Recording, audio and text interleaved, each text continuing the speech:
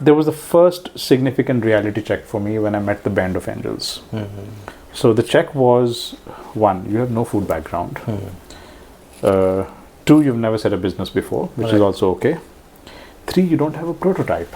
You know, if you'd come out a running and prototype, you'd a proof share, of concept. it's like a Shark Tank, you know, back in 2005. Right. If you don't make me taste your breads, how will I decide if your bakery is good enough or not? They talk about the 5 whys. Yeah. You know, there's a problem, you ask why. Yeah. Then you come up with, you know, you peel down one layer and then you ask why again. Second why, yeah. So after 5 whys, you have reached the core of the problem. They were like, hey, give us a marketing formula. I was like, but that's not the formula you need to really build an enduring brand. You know, it has to be inside out, unless and only you're really building stuff inside out and completely connected to your positioning. I mean, you're just beating around the bush. You're fragmented. You know, you're doing what's trending, as we say. You're doing what's buzzing, but you're not endearing. You're not exciting enough for people to keep coming back to you.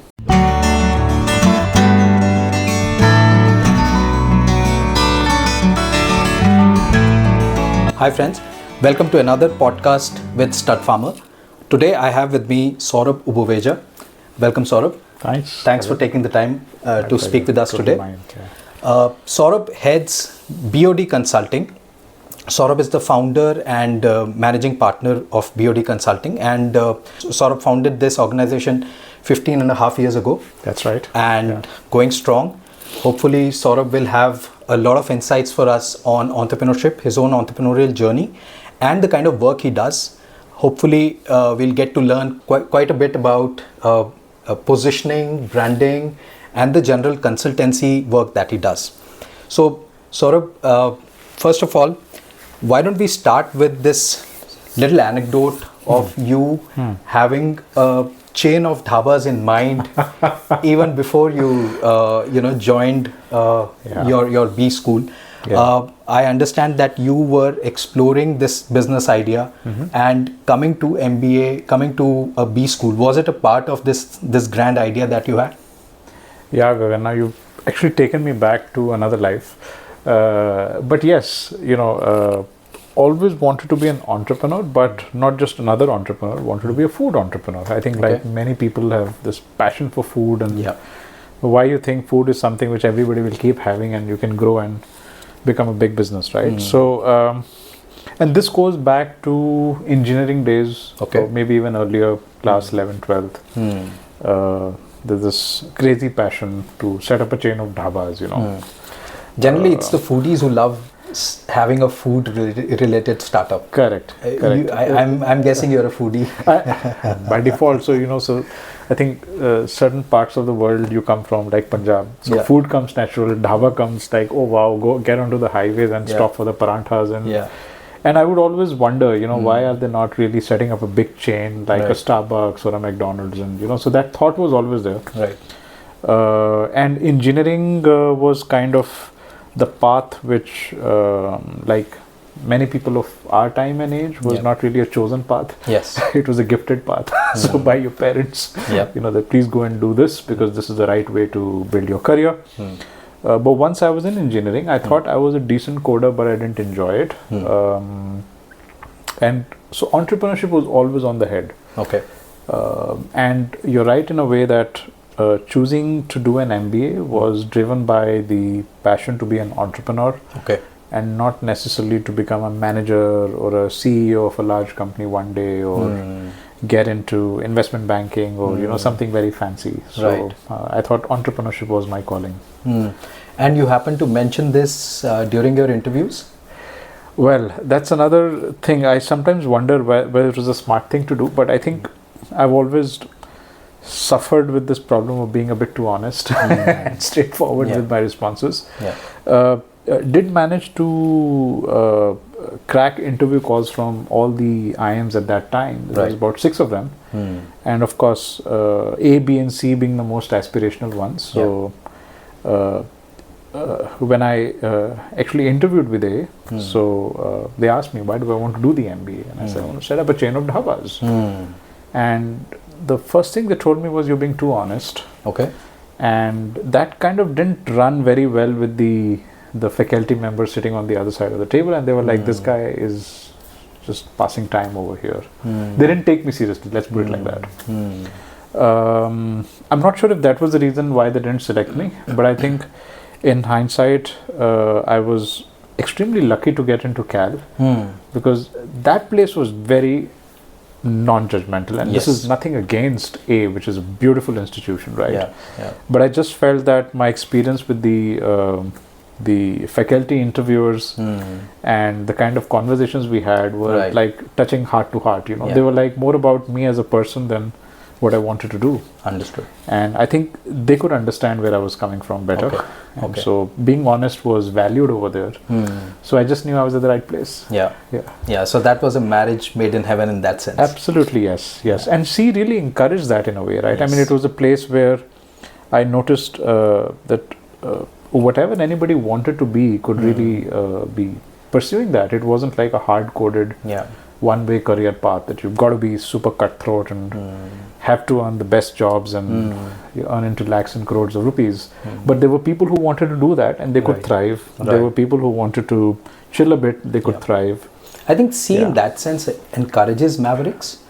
And you may not know about this, but our immediate senior batch, there was a guy called Malli Mastan Babu. Of course, I know him very well. You know him? Yes, he was a dear friend.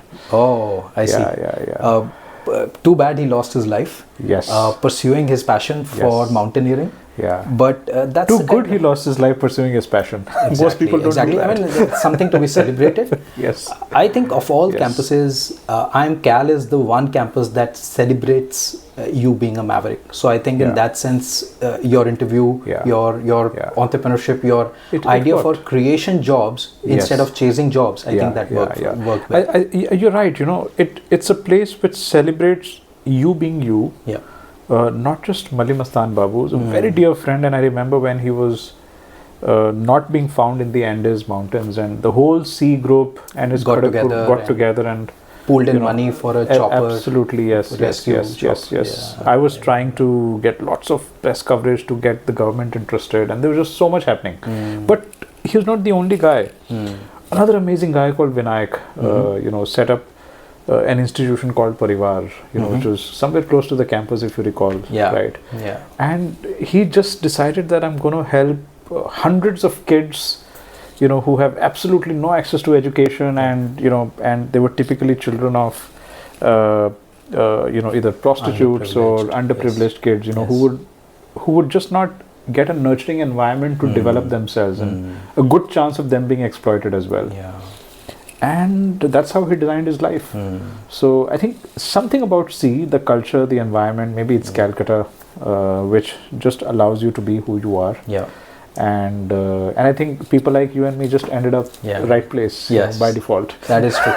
That is true. Yeah. So you had this entrepreneurship zeal even before you got to an IIM Cal, but I guess the reality bit, and you end up taking a job only because you need to pay off those loans and what have you. So you joined Citigroup. Yeah. That stint did not last for very long. Not too long. Unlike my stint after IIM Cal, I did give DBS 7 years. Wow. But then, I think for both of us, we reached a point where we figured that banking was not the way to go. One thing is I may not enjoy being the CEO of a bank. The other thing is I might not even make that cut. I mean, for my part, being honest, I realized that fairly early. So as soon as you realize that banking is not your thing, but still there have to be certain takeaways from your stint at Citi, which probably helped you decide upon what you're subsequently going to do. So what were those things? So, between the idea to set up a chain of dhabas, which I think was pretty idealistic in many ways, without any F&B background, or clarity. Right. The closest I got to it was, with a lot more seriousness, along with the MBA at Cal, was to actually set up a chain of bakeries. It was like a slightly more refined form of food, if not dhabas, right? You're the second entrepreneur I'm talking to who delved into, at least exploring a chain of bakeries. In fact, my previous guest, Deepanshu Manchanda, he did start with a bakery. Nice. But then he very quickly figured that the scalability is going to be a big problem. And we are talking 15 years ago when things were not as plug and play as they probably are now. I agree. So where did how far did your dream fall off, right? Go? So this was pretty serious, Gagan, and I think in Cal I did two things with a lot of passion, and of course studying was more like, now that I'm here, I have to pass, right? So it wasn't like a big goal to be amongst the top in academics anymore. Right. One was theatre, which I'd always wanted to pursue, and the other was entrepreneurship. So when the idea of setting up a bakery really kicked in, I actually got tremendous amount of support from the ecosystem. I see. Starting with one of our professors of marketing, Professor Prashant Mishra, and Professor Praloy Majumdar, who's teaching working capital management to us. In fact, Professor Majumdar actually literally coded my entire business plan on the Excel sheet. Wow. That is the kind of effort he put in for me. Wow. Right. And it's strange. Budding entrepreneurs don't really approach professors. Yes. In your case, you're talking to professors and they are helping you out the way they are. This is not it. I'll tell you how theatre helped him. So I remember I was lucky to be selected to be a director of a play. It was a big thing in Cal, right? Dairo is like a big thing, right? Of an English play. And our sets designer is a beautiful lady who lives in Calcutta called Gitanjali Jolly. And she actually drafted the entire bakery layout for me. Wow. And she happens to be the sister of Mr. Jolly, who was then the ex-CEO of Britannia, and an ex-IIM Cal. So she said, I'm going to connect you to him. He's going to help you. And there was just so much help available. You've no idea. This is not it. The Cal ecosystem, right? Remember, Gagan, this was not the time when we had big VCs and angel funding was way too new.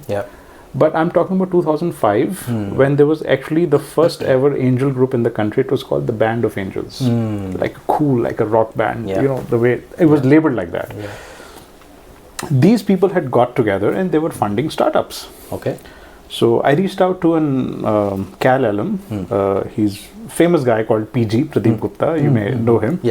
I was running a company called Data Quest and Cyber Quest and Cyber Media, and this magazine called Data Quest. And he was one of the founders, entrepreneurs from Cal background, and he said, come over, present your idea. I've got a bunch of investors, they're going to have a look at it. So I actually flew down from Cal to Delhi, all suited up with my business plan, this thick piece of papers. Walked into his office. He lounge kind of a setup in his office, and he'd actually invited about 6 investors from his ecosystem to just listen to me. In your head, what could go wrong? A professor had done your numbers, a professional had done your bakery design. Yes. With the ex-Britannia CEO helping me out, guiding me, mentoring me, I'd managed to actually hire an ops guy from the Nirula's bakery in Delhi. And this was all while in campus. Not many people know this story of mine, but there was the first significant reality check for me when I met the Band of Angels. So the check was, 1, you have no food background. 2, you've never set a business before, which is also okay. 3, you don't have a prototype. If you'd come out a running and prototype, you'd a proof shared, of concept. It's like a Shark Tank, back in 2005. Right. If you don't make me taste your breads, how will I decide if your bakery is good enough or not? Before you really scale up and so. And I said, but for the proto is what I need money for. I said, no, we don't give money for protos. That you got to do it somehow. So that was like a bit of a dampener for me, but I think it was also very realistic as a check, which made me realize that I am too soon in my journey and I got to take up a job. And that's how Citigroup actually happened. So Citigroup was not like banking by choice. It was banking in a way by in a way, it could give me that biding time before I could again step out and be more confident about what I wanted to do. Right. Joint City, in fact, thrived in that environment.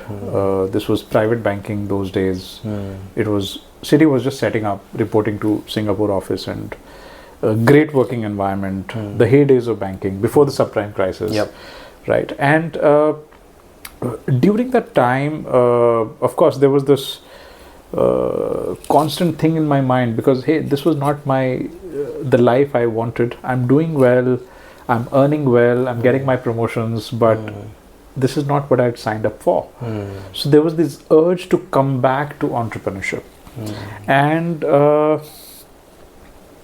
this time I had no idea. Yeah. So what I got into eventually was entirely serendipitous. I don't think it was by design. Okay. Met a senior of mine from NIT Bhopal, who's a mechanical engineer, but a designer, right? Industrial designer. He did his master's from IIT Delhi in design. And he was quitting Tata Motors. He was very frustrated with the ecosystem, bureaucracy, and he wanted to do big innovative stuff. I wanted to pursue entrepreneurship, and we started talking, and I think over just a couple of beers, we just felt it was time to get into it. You know, it was that serendipitous, and he understood design. I got strategy. We were like, what do we do together? And suddenly the idea of a brand came in, and we were like, what is brand? How are brands built? Why are Indian companies not building brands? What's wrong? You know, is it just advertising? Is it just promotions? Is it marketing? And the deeper we went, the more we realized that it was such a hollow subject. Right. The way it was understood in our country. And that became the kick, that let's solve this problem. I didn't know how far we'd go. I think even B schools make a lot of effort to make us understand those differences. Yeah. But until you live those differences, no. It's very difficult. Very the difficult concepts are so abstract. They're abstract, and you see, and Indians had no experience of really That is the other building thing. brands, because That is the everything other was thing. coming from outside, and all we were told was, hey, join Unilever and market Sunsilk. But Sunsilk was not designed in India. Right. It was not conceptualized in India, right? Now, if you've never been part of a conceptualization journey to really carve out a very niche, highly differentiated position brand and creating an identity out of it and then taking it to market, and you haven't done that many times over, you can't have that experience, you know. And we felt this was distinctly missing in the Indian ecosystem. Yeah. And we thought we were going to help Indian founders do that. So that's how the calling came in. You know, it's interesting. Unless you create, so you can talk about manufacturing, you can talk about services, but until an economy starts producing its own intellectual property, in this case, brands, I don't think you're going to get anywhere. True. Very true. You keep becoming either second-hand promoters of those brands, or you become simple consumers of those brands. Totally. Yes. And that's, I think, one thing which has stood out in all your talks. You've been talking quite a bit. I've seen your TEDx talk, I've seen your Josh talks, and that's one thing you very consistently talk about. We as Indians, we need to learn to start creating our own world-class brands. Yes. People talk about Tatas being world-class brands, but I don't think there's many Indian brands which are out there. There are too many stories. Can you name a story, a success story which has started in India and is a world-class brand? So it's you're right, absolutely. Not too many stories, you know. So maybe IT as an industry ended up creating a TCS or an Infosys, and but they also took so much time to stand at par with the IBMs and the Accentures of the world, right? So they were still considered second fiddle for a very long time. It's only now that some people are saying, okay, TCS is a brand and the most valued brand as per certain rankings and so on, right? In the tech space. But how many Apples have we created? None. How many Googles, Metas, Facebooks, Instagrams, and how many Dells back then? How many Starbucks have really grown? And why couldn't a Cafe Coffee Day become global? Why did it have to, just get so commoditized over a period of time that it had to undergo so many rebrandings to even justify its presence? What I realized was that a lot of Indian organizations were just refusing to acknowledge that there is a process to it. they wanted a quick fix. Right. And that was coming from my interaction with all these promoters and leaders, right? They were like, hey, give us a marketing formula. I was like, but that's not the formula. You need to really build an enduring brand. It has to be inside out, unless and only you're really building stuff inside out and completely connected to your positioning. I mean, you're just beating around the bush. You're fragmented. You're doing what's trending, as we say. You're doing what's buzzing, but you're not endearing. You're not exciting enough for people to keep coming back to you. So India has been a country of small shopkeepers, of small entrepreneurs, but I think the wealth creation is only a recent phenomenon. That's right, yeah. And until that wealth creation concept, it imbibes in a generation or two generations, I mean, I'm just being an apologist for why India has not done well on that space. Yeah. But until you have a few generations of that going on, you don't think on those lines. You don't think on those lines, all those things you're talking about.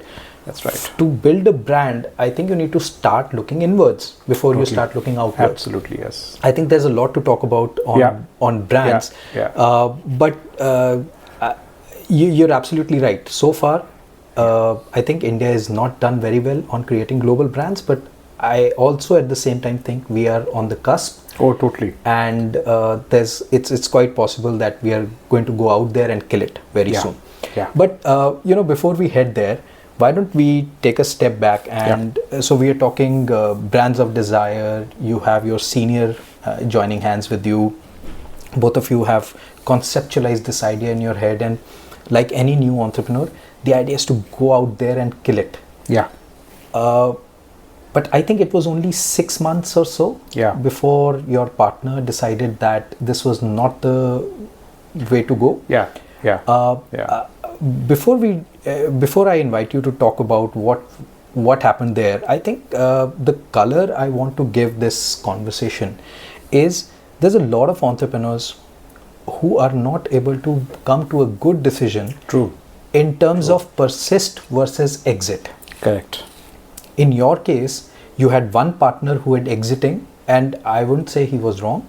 And there's another partner who decided to persist. Correct. What helps you decide on, so you both took different decisions. Yeah. What is the right way of going about this persist versus exit for entrepreneurs? Well, this is a very good question, Gagan, and a very tough one. I think if it weren't tough, I wouldn't be asking you, no? I think it boils down to one's calling, and in this case, again, my co-founder, he wanted to be an entrepreneur, but he just felt that perhaps the work we were doing did not have the arms and legs to be as successful enough, number one. Number two, I think after doing it for a couple of months, he realized that his true calling was in industrial design. I see. I see. So it's not like he left me to go back to a job. He joined an industrial product startup making as a co-founder, and I think I give him tremendous amount of credit for where we are today, because you see, as they say, it takes two to give birth, right? So he did give birth to Brands of Desire along with me, which always had two sides to it. Always, even today, we may be called BOD Consulting today, and earlier it was Brands of Desire. Earlier it was brand. Today it's a whole lot of other consulting. But there was always strategy and there was always design. So he was design, I was strategy. So we always married the two. It's like the mind and the heart combining together to create something wow. Even after he left, we continued to invest into building a great design team. Okay. And so that genesis of the design idea was always his, to really combine. And so, Gagan, in time and over years of entrepreneurship, you realize that there are many people who come in your life and they're like instruments. They do something for you and then they move on, right? And likewise, you're doing something for them and then you move on. So my co-founder Aman was the perfect instrument to maybe kick off what had to be kicked off. He was instrumental enough for me to quit my job at Citi and get started. And once he had done his Spark and triggered me to do what I had to do in hindsight. You just carried on. I carried on, and he went another journey. On your own, you may not have taken this plunge. On my own, I may not have had the courage to pursue it. So I think I credit a big part of what I'm doing today to him. So that's how I like to look at it. But but why people exit a certain venture and do another, I think it really boils down to a very personal calling. His calling was industrial design and not brand design or identity design. It didn't fascinate him as much as we thought it would, so. And my calling was more and more of this. And the more I got into it, the more deeply invested I got into it. I see. It was almost serendipitous, right? So I'd never thought I would do this. So remember, it was always being a food entrepreneur. Right. I mean, in hindsight, I might have worked with many food-based organizations in a consulting capacity, but I've not been bored of my work. It's not like my calling was a wrong calling. So you figure out, right? So I mean, one may or may not make as much money always, but if you're waking up every day to and can still enjoy the kick of doing what you're doing, I think it's okay. Yeah, it's exciting enough. Yeah. You're not off too much off radar. Yeah. So I know of entrepreneurs who've dropped ideas midway because the market size was not big enough. Right. There are entrepreneurs who chose to stick around and decided to become big in a small space. So there's all kinds of reasons you can give to exit, and all kinds of reasons you can give to stay on. I agree. I think at the end of the day, it boils down to what your next step is, what your next decision is. And at Stud Farmer, my conversations with individuals, entrepreneurs, professionals is always on the decision-making aspect also. So that's one thing that always excites me. What made you take that decision? And hopefully viewers, they always find this kind of a conversation interesting, because at the end of the day, we are all, there's always, you reach every second year, you reach those forks in the road where you have to decide to take either a left or a right. Oh, totally. Yeah. And how you make those decisions define ultimately who you become as a professional or a person. Yeah. So no, again, great question, Gagan. So, and in hindsight, the only thing that comes to my mind, which maybe the stage of entrepreneurship I was in back then versus now, and it's a never-ending business, right? You're just always practicing entrepreneurship. You never become the perfect entrepreneur, right? It's practicing. Right. It's like wake up every day, start practicing, right? I would say irrational exuberance is a key thing, right? And you always wake up and think you can win the world, right? So if you don't wake up with that feeling, you have a good chance of resigning every second day, right? The word I've heard most entrepreneurs use for this, for themselves, is stupid. Yeah, I mean, yes, it's another way. You're putting it. You're better, right? Oh, kudos to all the branding that you. Exactly right. You learn those things, how to use the right words, right? So with this so-called stupidity or irrational exuberance, you keep chugging along, and you always think you can win the next battle, and even if you're losing, you don't lose hope, because you think you're good enough to live for another battle, right? I think it's I'm not saying that it's the best thing, but I think it's the only way you can persevere and stick around, right? And it's not about trying to fool yourself. Either you have that stupidity or you don't, right? Period, right? So, and I don't encourage or inspire people to practice that stupidity if it's not coming naturally to them. So absolutely, because you could just be fooling yourself into believing that you're very hopeful about the future, but you yourself don't have that self-belief in yourself, right? It doesn't matter whether you're failing, but it's like, do you think that you're going to succeed? So do you think that one day you'll actually reach your true potential? I think that's what keeps entrepreneurs going, at least most of them. How far and how much they grow and what they end up accomplishing, I think that's a matter of destiny in my view. There's a lot of personal internal growth that happens, which people can't see. That is true. But which I think is most invaluable in this journey. And you must have experienced in your own journey as an entrepreneur that, I think this breed of people who end up becoming entrepreneurs and live that life for long enough, perhaps grow maybe 10x internally, than they grow externally to the rest of the world, right? Yeah. And so you age faster in many ways, right? Not necessarily in your physical body, but mentally, spiritually, you're a different person. Absolutely. So nothing bothers you. I mean, isn't that what the end goal of all spiritual purposes is? Yeah. That you should just be totally unaffected. So because you're just constantly facing one challenge after another. Sometimes your co-founder leaves you and you're left alone. Now you can't go back. Yeah.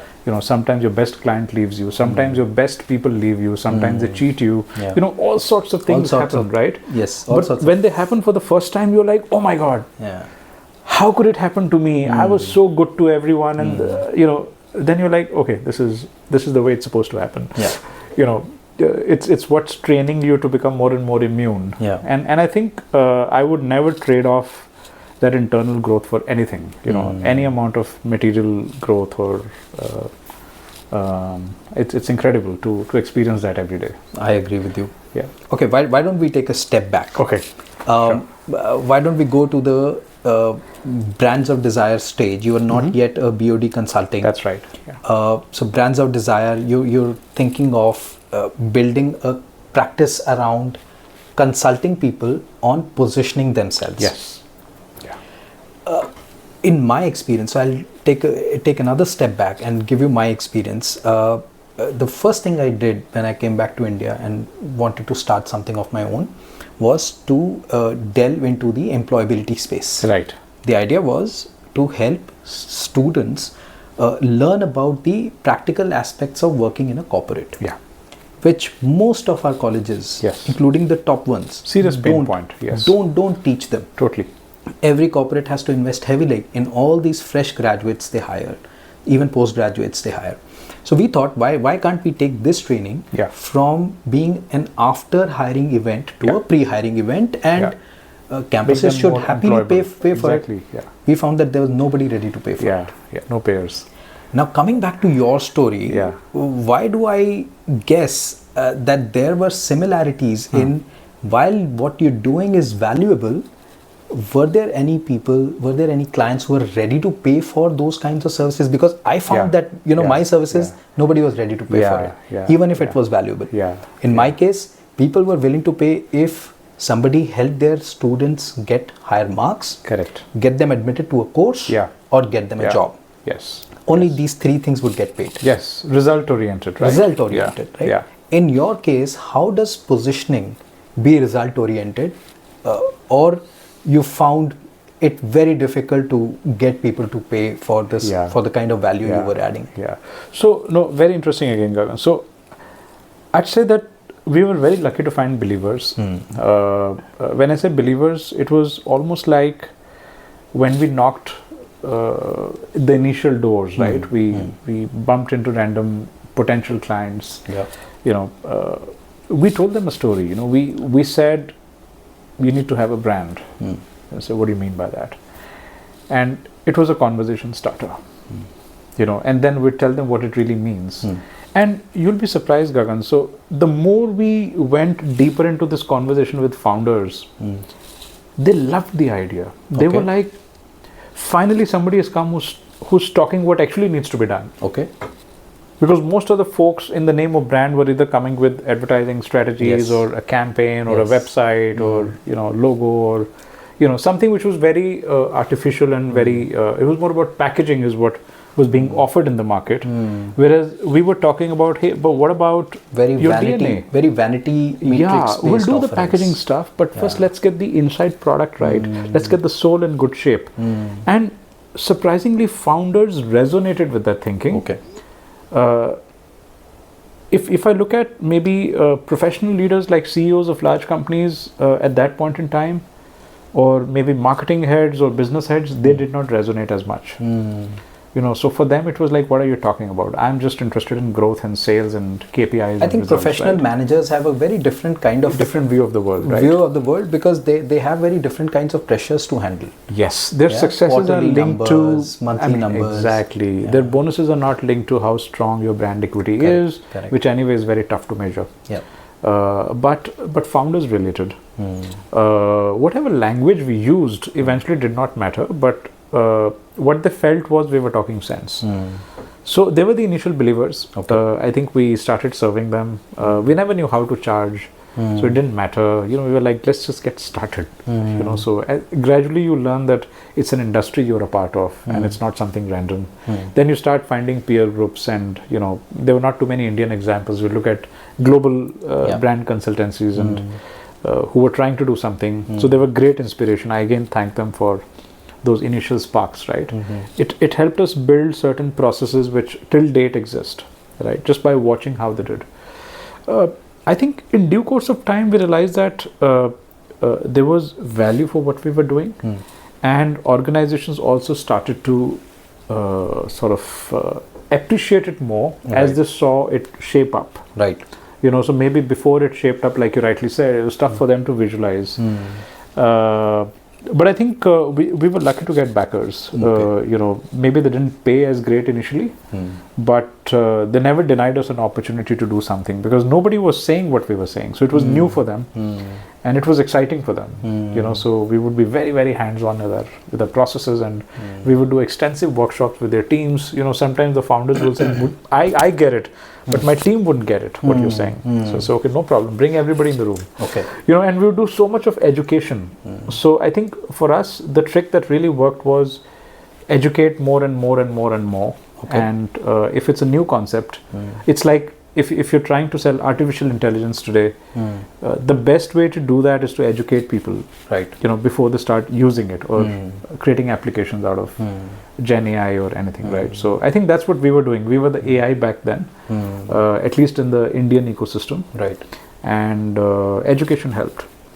I think in that sense, what helped keep you going was these conversations with decision makers that you were having. Yes. And suddenly you found that all these decision makers are listening to you. Yes. They're resonating with you. Yes. So even before any kind of metrics that you could come up with to charge them and build them and tell them that, okay, this is the hard thing that we have achieved for you. Correct. Even before that, having these conversations, I'm sure this really helped. This really kept you going. Yeah. And then there was just so much excitement of learning every new industry, So we would walk into sometimes a manufacturing company manufacturing steel flanges. From there we'd go into a company which is making paints, then suddenly someone who's making TMT rebars, and then suddenly who's into dairy and milk. It was just so fascinating to learn, while we were bringing what we were bringing to the table, but it was just so fascinating to look at cultures, industries, products, and systems that they were part of, regional, global, national. First generation entrepreneurs, first generation, second, run, third. Sometimes we work with sixth generation entrepreneurs, a company which is 150 years old. The sixth generation wants to do something totally out of the box. Right. Women entrepreneurs, wives of successful traditional businesses, suddenly creating their own niche, and wanting to, and they shining even better than their husbands, creating large organizations. So it was just so fascinating to experience what was going on in India. And even more interesting is what was going on in not the so-called tier 1 India, but tier 2 India, tier 3 India. And we realized that people were more visionary, more excited about doing something worthwhile. Sometimes you get a bit tired living in the big cities, right? You just follow the recipe. But true innovation, I really feel, is still happening in the so-called Bharat part of India. Somebody put it out there that people who may not be so well spoken, but they're thinking out of the box. They are the ones who are really innovating. They are the ones who are learning faster. They are the ones who have no pressures of success or failure. They just want to create and do something worthwhile. who are actually facing more problems than we are in cities. Perhaps. And we are used to tap Yes. water and Yes, 24/7 electricity. Yes, But for somebody who Yes, actually yes. is living that problem, has a better probability I of think solving so. that. I think so too. Yeah, yeah. So Bharat solving for Bharat in that sense. Oh, totally. Yes. You know, so and new opportunities getting created in places where you least expect them to be. Right. So, I mean, honestly, I'll be humble enough to admit I didn't even know that so many industries existed. You know, so we ended up working with some 60, 70 industries. I mean, it was like, I thought it was just maybe telecom and just consumer products and some industrial, you know, the consulting lingo. Even the government recognizes 35 of them. Yeah. But there were micro industries. That's right. So many of them. That's right. And everybody trying to do something amazing.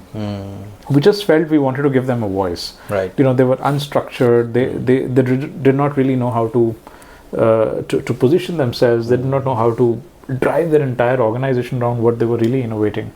You know, so it was all about showing them, you know, what the big brands in the world have done successfully. Right. Showing them a mirror that this is who you really are. This is how special you are. Yeah. And just a few steps in the right direction, not too much hard work, but just structured effort in the right direction can really change your trajectory. And we've seen those companies really thriving, you know, over the period of time. And that's how we kept getting referred and, you know, business kept coming in. Understood. So was that one of the reasons, this insight into Bharat and insight into all these entrepreneurs, creative people solving problems for India, was this in a way that led to your pivot from Brands of Desire to BOD Consulting? Oh yes, exactly. And as you went out and kind of broadened the scope of what you were offering, from just positioning as part of your rebranding to now offering business consulting also? Absolutely, yes. So what happened was exactly this. So when we would work with these founders, so we would realize that their problems in growth or in growing were not limited to just positioning, you know, although it was very central to their existence. They would have talent issues, they would have culture issues, you know, they would have operational challenges, productivity challenges, you know, they would have technology challenges. Most of them were not even at the early stage of embracing technology. So, and some were advanced, right? But they had other kinds of challenges. Right. So we just felt that we were anyway being very strategic and we were solving something more complex for our clients, in this case, leaders and founders. Right. And we were in a strong position to offer them a slightly bigger suite of services. I see.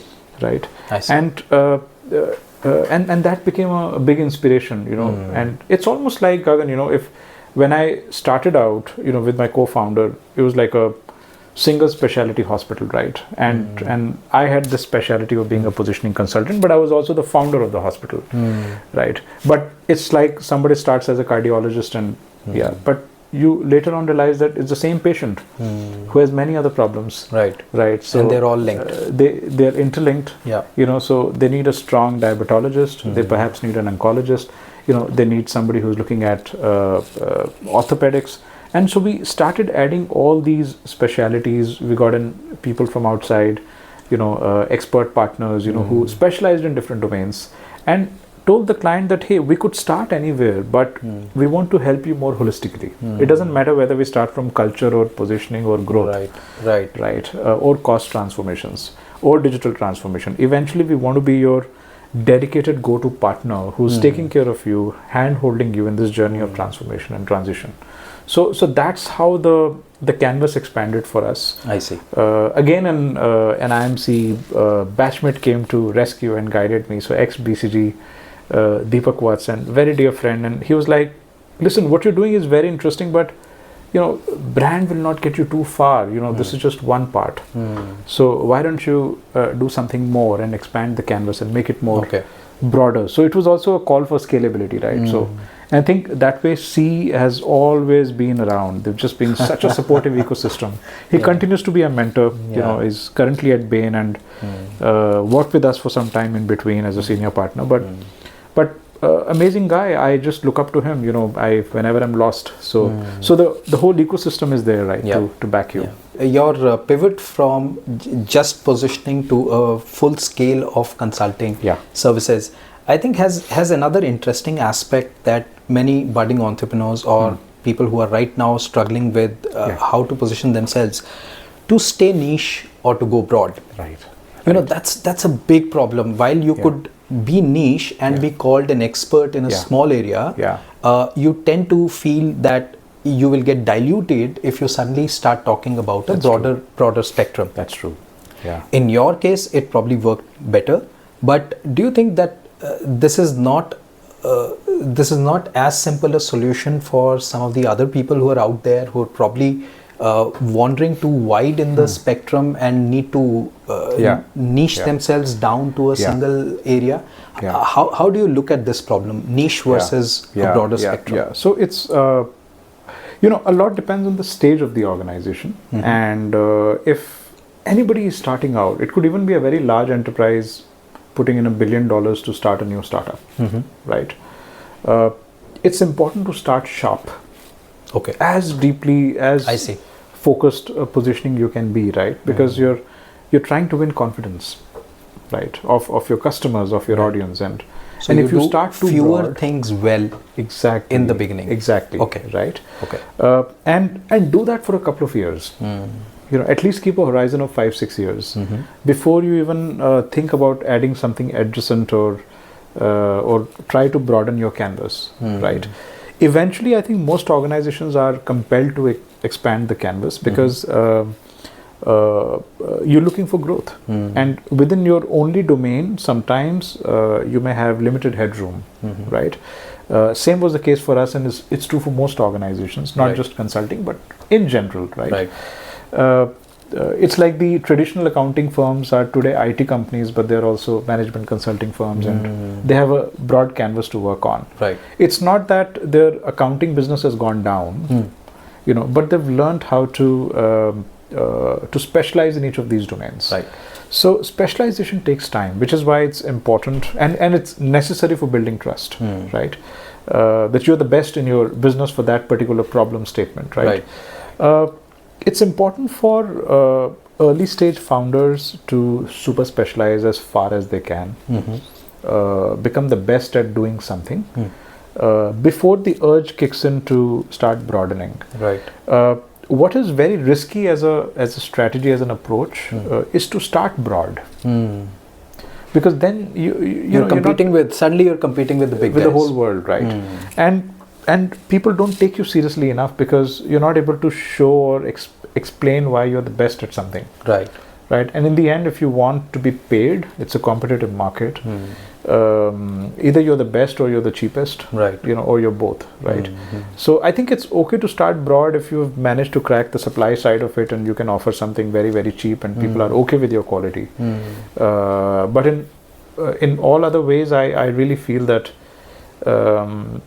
any entrepreneur, any leader, any individual for that matter, any person who's starting his or her career, you know, needs to think about what makes them special, right, and do more and more of that as early as they can start doing it, right. In my view. I think the other thing you just mentioned, and which may not resonate with a lot of people, is you say that you start with a niche and give it 5 years. Yeah. I don't think longevity is a concept that a lot of young budding entrepreneurs, maybe it's their age, maybe it's just the times that they see around, you know, they're looking at quick successes, they're looking at fixes to make quick money. I keep reading about these articles. This side hustle made me so many $100,000 in a month or so. So in an age where everybody's looking for those quick fixes, how do you convince people, how do you convince young entrepreneurs that it's a long journey ahead? So look at it in bigger phases than, you know, the phases of a few months at a time. Look, Gagan, you can't convince. You know, in my view, people are at different stages of their mental evolution. You know, I can talk about what I know, and I know that it works. But it's like a teacher explaining a concept to a class of 30. But most people are either on the fence or not interested. But there'll be 3 or 4 students who get it, connect with it. Right. So I think it's our job to just tell what we know is the truth that we know and let people absorb how they do it. I've had a chance to work with several early stage VC-backed startup founders, and sooner or later they also realize. Sure. In due course of time, in due course, everybody is going to realize. We were doing too many pivots too fast, and you call it pivots these days, right? Yeah. And while it was necessary to figure out the right product market fit, and I think that logic is okay because that's how some of these new age startups evolve. Right. But the genesis of a startup, still has to be sharp enough. I mean, you can't keep changing the problem statement. You may change the way you solve it. Right. But unless and only you're deeply inspired by a particular problem, you can't sustain for too long. I mean, for example, it may be 15 plus years of, doing what I'm doing now. The basic problem statement is still the same. Right. People are still, Indian businesses still don't always think very long term. So, maybe I gave it the word of brand as a long term idea, more inside out. Right. Today it could be many other things, right? I think the tacticality has not gone away in our country, right? We're still people who can't think beyond 5-6 years. So, whereas the concepts that I'm talking about require you to think 10 years, 15 years, 20 years, 25 years. I mean, there are organizations at the same time in India today who think big and long term. I remember we recently did a project with this beautiful university called Ashoka, and when we were discussing about their vision, they were thinking of the next 25 years. They weren't thinking about how to make money in the next 5 years. They were thinking about what they wanted to build in the next 25. Now it's changing, but the change is still driven by the person at the top. If the person at the top is not changing, the organization is not changing. So our role as consultants sometimes is about influencing mindsets, transforming mindsets more than transforming organizations. Absolutely. I think organizations get transformed if the leaders get transformed. Absolutely. So which is why our clients are leaders, even though we work on the organization, but we're really working on the guy, the head at the top. And if we can somehow make him or her understand that you got to think the big picture sooner or later. How far are you going to keep pivoting and fooling around, right? But I think the motivations and the economic factors involved with the startup ecosystem do not encourage you or inspire you to think long term. Think that long, right? Exactly. Because you see, the investors who are backing you are not thinking long term. Investors are looking at exit before they enter. Therefore, right. So I don't entirely think it's the fault of the founders themselves, but and in a way, there's nothing wrong also, because if you think of it, we're in a disruption economy, right? Everything gets created, disrupted very, very quickly. But in the process, it ends up creating a new ecosystem, right? So we worked with startups which have become unicorns with totally new philosophies, and then they completely disappeared. But by the time they disappeared, they'd created a new ecosystem, So it's tough to say whether what they did was wrong or right. So maybe their motivations were not driven towards shutting the startup. Right. But they still ended up creating something worthwhile. Maybe not the startup itself, but changed people's mindsets about how things could really go. Right. And so in that way, I think if I were to be non-judgmental about it, it's okay. I mean, we all coexist. So all systems coexist. Right. For something to be right, something else need not be wrong. Oh, very well said. Yes, exactly. Right. So why don't I take our viewers now to a very interesting TEDx talk that that you gave at, it was IIIT Bangalore. IIIT Bangalore. Yeah. So for my viewers, you can take a look at the description down below. I've given that link to that TED talk, and it's a beautiful TED talk. You talk about the sun being the ultimate brand. And you've taken us through various steps of how sun is the greatest brand for us, even if it's not the greatest star in the Milky Way. Or leave apart the universe, right? Why don't you take us through some of those interesting steps of how sun is a brand, And why don't we make this conversation a little bit more interesting? Okay. Why don't we do it with a case study? All right. Okay. Yeah. I am starting out as a podcaster. Wow. Yeah. You know my background. Yes. And I've been talking to. So there's two things I've been focusing on. One is the decision making of some of the entrepreneurs, the professionals I interview. For example, we've talked about your decisions in taking up a city job and then subsequently starting your own organization and then pivoting. All of those. We've talked about decisions, and that's, I think, a very big part of who we all become respectively. Yeah. The other thing I talk about is the business concepts. For example, with you, it's been the conversation has been brilliant around some of the entrepreneurial aspects, some of the positioning related aspects, and now we're talking about positioning and branding specifically. So in light of so I'm the case study now. Yeah. And you talked about the sun being the greatest brand, and there's certain aspects to it. Why don't I hand it over to you? Yeah. All right. Okay. No, so this help is me out also. This is fascinating, right? So I mean, of course, the TEDx talk is now a couple of years old, but I do remember some of the key messages from it. I remembered I'd prepared very well for this, and the challenge I was facing was, how do I make people really understand what I do using some analogy, right? Right. And the best would have been to think of God as the finest brand, but then still for many people around the world, God is not an idea. So it's just a philosophy.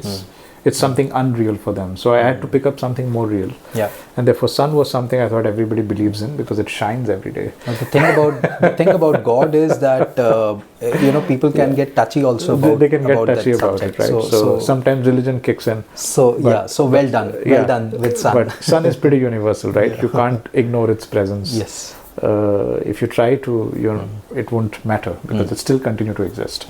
So that's how I picked up the sun. And one of the most amazing things about the sun is that it just is. It just bees. It's not trying to be sun. That's the best part, right? It perhaps doesn't even know it's the sun. Right? That's even more interesting. And for us, it wakes up every day, but the sun doesn't sleep at all. So it's just us shutting our eyes, and maybe it gets dark and we think the sun doesn't exist. For a child, the sun has set. But the sun is not set. It's still there. So if you... We are just facing the other way. We're just facing the other way. Right? And because we want to sleep. Yeah. So we want to shut our eyes and get lost for a couple of hours. Yeah. But the sun is going nowhere. It's continuously awake. It continuously shines. It doesn't know who he or she is. Doesn't have a gender, perhaps. It's us who've given the sun a gender. Yeah. It's a beautiful concept, which makes us understand that for any individual or an organization, when you're shining, when you're trying to be someone, you don't need to start by thinking, what will others think of me? Whether they will see me like sun or the moon. Whether they will question if I rise one day or not, whether I'll have followers or not. I mean, the sun doesn't give a damn about how many followers. On Instagram, if the sun had a page on Insta, everybody would be following, right?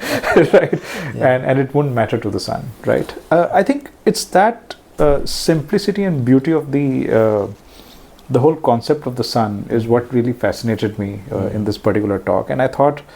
It was very useful for anyone who's trying to develop a brand. It's like you want to shine for something. You want to be of value to someone, right? You're creating value every single day. That's what makes you a brand. And when you're doing that, you don't have to worry about how many people find you valuable. You just be. You just continue to do what you do really well. And but. What that also does is, it does one very good thing, that it doesn't confuse you. So for example, if the sun felt the moon is getting a lot of respect these days, let me try to be like the moon. I see. And so you change your positioning. Suddenly you want to be like the moon. And once you're the moon, you're like, oh my God, it's not so much respect. I thought the moon gets a lot of attention, but it's only during Karwa Chauth and a few special days, right? Maybe a few poets. A few poets and, when people get romantic. But maybe I should be like the Earth. Maybe I should be another galaxy or another star in the universe, right? I think this is one challenge which I've seen most organizations facing. With, they get too inspired by what others are doing and they try to emulate that, as opposed to looking deep within and asking themselves, so what am I really good at? Right. And can I do that more and more? Can I do that repeatedly? Can I do that consistently? Can I keep getting better at it? As opposed to... I think in that sense, there's a lot of this social media and there's a lot of hype around certain individuals and organizations which gets created. Which interferes with our brains so much that so there's an entire autobiography and biography industry which is milking this concept. I mean, you find a successful person and you write about him or her, and everybody wants to emulate, wants to become a Steve Jobs. So they want to become they want to behave like Steve Jobs, and they believe that behaving like Steve Jobs will make them Steve Jobs one day. Right? I think the interference which is introduced by social media and the sudden access and the plethora of all these interferences around us, it kind of takes us away from the self-realization, the looking inward part that you're talking about, right? So maybe we need to shut up anybody who's probably wanting to start out, including me, right? So I said, why don't we use me and my podcast as a journey? Why don't I shut myself out, myself away from everybody and figure out who exactly I am, what my expertise is, and then take it from there. So let that be the starting point, not somebody else. Exactly. It's because if you try to look at yourself from somebody else's lens, right? Each time you change the lens or you change that somebody, you become a different version, right? You're no longer the same person. Absolutely. And one of the challenges in trying to be who you are or to become a successful, consistent brand is that you have to be a constant, right? Which is the sun, and continue to wake up for us, right? Now, people miss that consistency. People miss that constancy.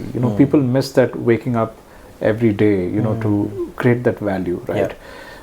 Most brands are trying to wake up the other side. Imagine the sun tries to wake up from the west. It'd just be so confusing and would cause so much chaos all over the world, right? But we don't realize that we do the same things. We are always trying to be in the garb of being innovative and out of the box. As you rightly said, we are just seeing what other people are doing to become successful, borrowing their recipes to try and replicate and adapt and become successful, as opposed to creating our own niches, creating our own unique spaces, and allowing people to look at us and say whether they are interested in us the way we are or not.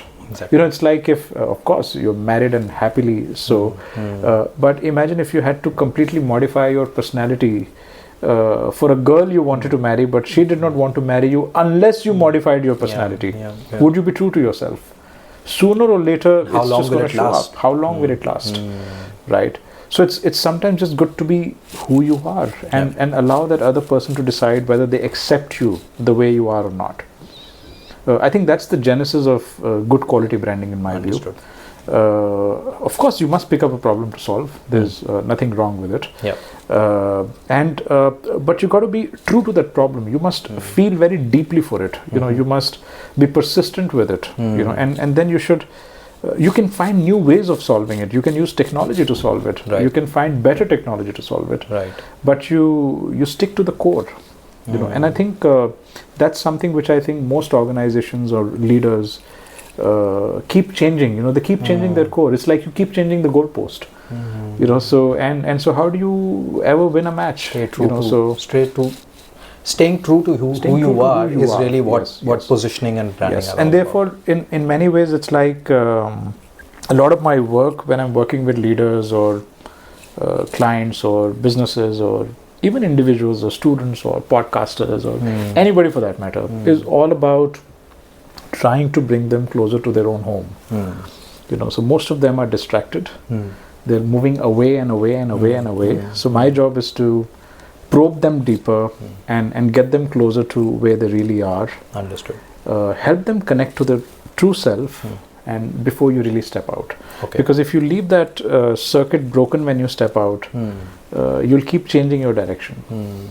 So it's very, very important to stay rooted to what your genesis is as a human, that you're born with. Right. Yeah. Right. So, in that sense, if let's say, if there's an entrepreneur who's starting out today, I understand you consult with a lot of organizations who are already in existence and have been in existence for some time. Yeah. But what would your advice be to an entrepreneur who, let's say, has a product idea? Yeah. Do they really need to evaluate that idea with first who they are before they start out building an organization around it? If there's a mismatch, if there's a disconnect, you have an aha moment, but building an organization around it is not really your thing. Yeah. What do you suggest an entrepreneur like that or a problem solver like that do? You answered it, Gagan. So, see, if I'm pursuing something because an idea is vanity and everybody else is doing it, therefore I feel I should do it, as opposed to I deeply resonate with it. The problem with entrepreneurship is that you have to stick around for a fairly long period of time. If it's not something that's going to hold you on long, I agree. After 2 years you'll be demotivated. Yes. So then you will find a reason to shut. There's nothing like a founder demotivated. Imagine, right? And the moment that happens, the idea is left you. You haven't left the idea. The idea left you. Right. That's why you couldn't pursue it. Right? And you want to avoid that situation unless and only you want to keep dating multiple ideas till those ideas leave you. Yeah. Right? So why not delve deep straight away? Why not ask yourself a couple of hard questions? So do you really think this is a problem to solve? And are you really passionate about it to stick around for a long time? It's like deciding to get married, right? So you want to be a bit more thoughtful. Yeah. Sometimes it's love at first sight, which is okay. Yeah, but sometimes you have to make your decisions right. Okay, now I've taken this decision, I'll stick with it because maybe it's not worth quitting it. But at the end of the day, a deep evaluation is essential. I'm not opposed to the idea of pivoting, but you pivot solutions, you don't pivot problems. I see. I see. You find a better way to do it. Maybe you find a way which will be more monetizable. Maybe the way you initially thought about solving it, people were not willing to pay. Of course, which is okay. Once you start, you don't know a lot of things. You don't know how you're going to make money. Look at what you did. Yeah. You entered an industry which practically did not exist in India. Correct. Yeah. So obviously you had to find a way to make sure that it is monetizable. Yeah, exactly. Got to pay people, build teams. So your suggestion is to stay married to the idea, even if you keep changing at the least solutions. Married to you the keep pivoting the problem statement. So maybe you call that idea or problem statement. Yeah, I mean, for example, if I go back to my earlier self, which I think was a bit more dumb, not just stupid. So if I just say I want to set up a chain of bakeries, that's not a problem statement. Yeah, that's just a solution idea of what seems exciting for me. Maybe chain of bakeries because bakeries are trending. Right. But if I don't ask myself deep enough, why do I want to set up a chain of bakeries? Is it because people are not getting good breads to eat? Is it because it's not what they're getting is not healthy enough? Right. Is it because people want to celebrate and there are no cakes, which are good enough? So I'm not starting with a problem. I'm starting with some vague idea of a feel-good ego booster chain of bakeries, right? Understood. Right. And I think that is why I did not stick around long. If you think about me, as a real example, I was deeply passionate about that idea of bakeries, but one harsh word from an investor and I shut it. Yeah. So did I really shut it or the idea shut me? It's because I did not really have a problem to hold on to. Therefore, I could not hold on to the idea of a bakery. But if I have a problem to hold on to, no number of clients might they say we don't believe in it, this is all bullshit, or team members say that bakwas hai, don't do this, it's nonsense work, right? But I'm not stopping because I really believe that this is a problem worth solving. Now, how I solve it, how I repackage it, how I rebrand it, how I pivot the solution, that doesn't matter too much. That's the journey one has to live. Yeah. You've got to learn how to make money at the end of the day and keep an organization going. Even if you're a non-profit, you need to figure out how to sustain, right? But if the problem is not real for you, that I think becomes a very big problem, for sticking around long enough. You would have heard of lean manufacturing, yes. The Toyota way. Yeah. They talk about the 5 whys. Yeah. There's a problem, you ask why. Yeah. Then you come up with, you peel down one layer and then you ask why again. Second why, yeah. So after 5 whys, you have reached the core of the problem. Yeah. I think what we are talking about here is kind of same. An entrepreneur and an idea. You ask yourself why 5 times. Yeah. And if you do not reach that point, if the 5th level of why is not a good enough answer, it's time to do something else. It's time Look to at something else. Find the right problem to work on, so interesting. Right. So that's how I look at it. I mean, and I think it's only logical because I may have worked on a couple of ideas before I ended up doing what I'm doing. But this one I've stuck with. And so even today, sometimes I might have a concern about whether I should continue, not continue, but it's not because I don't believe in the problem anymore. It could be because entrepreneurship can be tiring at times. But then you wake up again and say, but the problem is still unsolved, and there's a better way to continue existing. So you keep innovating, improvising, and you become a better entrepreneur. So I think I started as a horrible entrepreneur. After 15 years, I may have reached level 2 on 10. So that journey is never ending anyway. But what is holding true is the problem. The day that purpose, that why goes away, it's like if there is no reason to exist, then why exist? Right, so then that's the day you shut that business at least. That okay, it's really nothing. Everybody, I mean, it's like if somebody was to say that I got to feed every hungry person on earth, and if people are not hungry anymore, so why would you continue doing that business? Understood. It's over. Right, you got to better shut it. Right. And you're not needed to feed anyone. So BOD Consulting does a lot of interesting things. It has a full spectrum of consulting services it offers. But one interesting talk you gave at Hindustan University, again I'll give the link of that talk in the description below.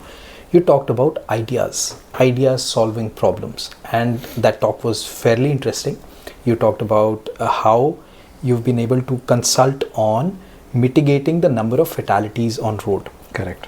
Are there any other such fantastic solutions you've been working on, ideas you've been working on? Can you take us through one?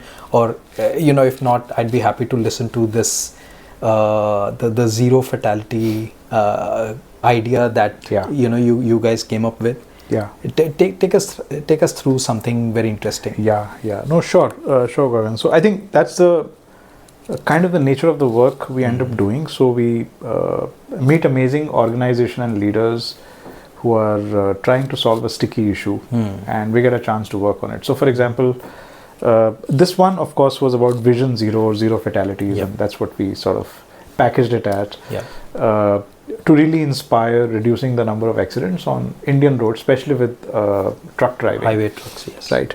But there have been so many situations where there are things which, people like you and me feel like we need to solve, but we can't solve. But these entrepreneurs are solving.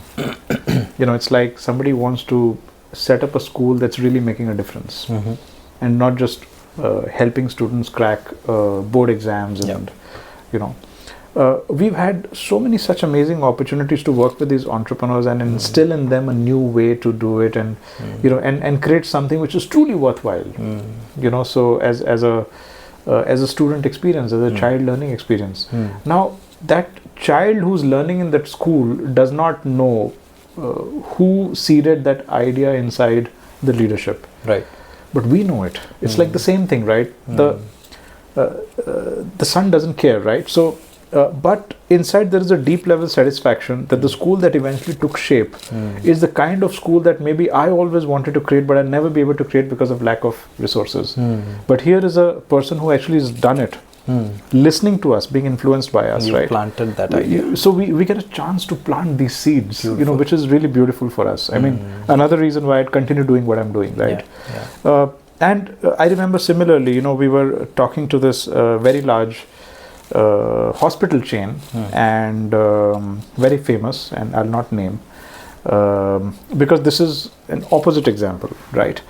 So they once invited us to reimagine the oncology experience, for patients and caregivers. And cancer as an illness is the C word is always lot of it can, it's so many emotions, just the for so word many people, just right? the word, yes, it's scary, right? And so I thought this started with a great motive, right? But the more I delved into it, and we felt very excited about doing this because we felt even if we could add some relief to patients and caregivers with a better experience at the hospital than what they usually get, it would be so much nicer, right? However, as we went a bit deeper into it, only to discover that this hospital was only trying to retain patients who were coming for tests so that they wouldn't get a surgery somewhere else. So the motive behind the problem that they were trying to solve, if it was some other industry like B2B industrial products, we may still have thought about it. It's okay. Sometimes you do it for business. But this was not exciting enough for us. And the moment I asked the CEO about the motive, and I got no response in return. And I knew we didn't have to be there. We have to be out of it. And so that is very important, right? It's a reality check for us every day. What kind of problems do we pick up to solve? Understood. And if I talk about the logistics case at which I spoke about in Hindustan University, so here was the chairman of a large logistics company, who, when he met me, he had tears in his eyes because he recalled how his father had passed away on the road, who actually set up the company. And it's a big multi-thousand crore turnover company. And he said, every year, we are the largest network, right? And every year, there's still about 70 to 80 deaths which happen only on our network. My God. Right?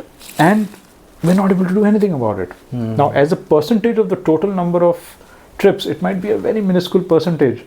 But for every one death which is happening, for that family, it's completely gone. If you look at data, sometimes data can be misleading. So you might seem like, oh, it's a small piece of data, let's not be too worried about it. But for that family, that data lies behind the data is crucial. So here the chairman actually felt that. And we felt it. And we said, okay, let's do it. We started working on it. I see. Now, it is not fully solved, but it's you start working towards it. You figure out better ways of working towards it. So it was so much fun studying case studies of how other organizations have tried doing it, how the Ministry of Road and Highways is trying to do it, how Nitin Gadkari, our honorable cabinet minister, is trying to also solve the problem, right? And so the idea was that how could we put all these people together and yet, because this was the largest network we were working with, become a role model for many others to try and emulate a better process. Right. So then that becomes the motive. So, it's just about picking up, again, not all projects are socially driven, but from time to time you get those chances, those opportunities, which are also good for inspiring our team members. They feel like they're doing something worthwhile. Otherwise we're just a small dot in the world, right? A small boutique consulting firm, 40-50 folks. We are not like the big multinational consulting firms. So yet and yet we enjoy our work. So that's not gone for us. I mean, you can call yourself small, but I think the kind of work you're doing and the amount of heart you're putting in it, I'm sure India will be a brighter spot for it very soon. Saurabh, great conversation. Thanks a lot for your time, your insights. It's been I think instructional for me as well in a lot of ways. You can choose to be modest about it, but I'm telling you, there's a lot people could learn from. I think just looking at your talks, the talks that I'm mentioning in the description below, I'm highly recommending my viewers to go and watch those talks and see the kind of thought process that goes behind it. You are inspiring, Saurabh. Please keep doing that work and supporting and be the son that you talk about. Please keep supporting. Please keep supporting young entrepreneurs as well. As much as you're working with mid-sized guys, please keep helping the fledgling, the young ecosystem also, because any early guidance will at least prevent them from making those mistakes. They may end up just thinking short term. So please keep doing that good work. I hope you guys enjoyed this podcast. For any questions you may have, you can post your comments below and I'll certainly get Saurabh to answer them for you. You can also follow Saurabh on LinkedIn. He's using LinkedIn fantastically. You've got how many thousand followers? I don't track it honestly, but I'll be honest here. My team does a lot of work. Okay. And but yes, I do respond. So I'm fairly punctual at it. So please feel free to write. Exactly. So thank you so much again. Thank you, Karan. Yeah. Thanks a lot. Same here. Totally my pleasure. Oh, my pleasure as well.